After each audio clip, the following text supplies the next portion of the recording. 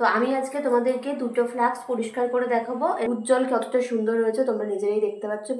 বন্ধুরা, অনেকদিন ধরেই তোমাদের অনেক রিকোয়েস্ট আসছিল যে ফ্লাস্ক কি করে পরিষ্কার করব তার একটা ভিডিও যেন আমি দিই।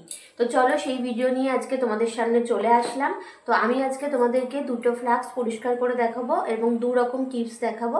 তার মধ্যে তোমাদের যেটা সুবিধা মনে হবে তোমরা কিন্তু সেইভাবেই তোমাদের ঘরের ফ্লাস্কগুলোকে পরিষ্কার করে নিতে পারবে।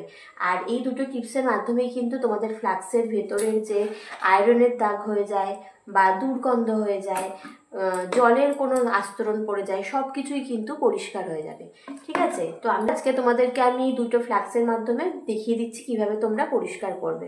প্রথম টিপসের জন্য আমাদের লাগবে ফিটকারি। তো আমি একটা ফিটকারি নিয়ে নিয়েছি, তোমরা গুঁড়ো করেও নিতে পারো, গোটাও নিতে পারো। ঠিক আছে, তো একটা গোটা ফিটকারি এখানে নিয়ে নিচ্ছি। আর এর মধ্যে আমি এখন দিয়ে দেবো ভিনিগার। তো দেখো, ভালো মতন একটু ডুবে যাবে সেই পরিমাণে একটু ভিনিগার নিয়ে নিচ্ছি ফিটকারিটা। তো এইভাবে আমি ফিটকারিটা ভিনিগারের মধ্যে 5 মিনিট মতন ডুবিয়ে রেখে দেবো। তো আর তোমরা যদি গুঁড়ো করে নাও ফিটকারিটা তাহলে আর ভিজিয়ে রাখার কোনো দরকার পড়বে না। তোমরা ভিনিগারের মধ্যে ফিটকারির গুঁড়োটা মিশিয়ে নিয়েই তোমরা অ্যাপ্লাই করতে পারবে। তো দেখো, এটা আমি 5 মিনিট মতন ভিজিয়ে রাখছি, তারপরে তোমাদেরকে দেখাচ্ছি।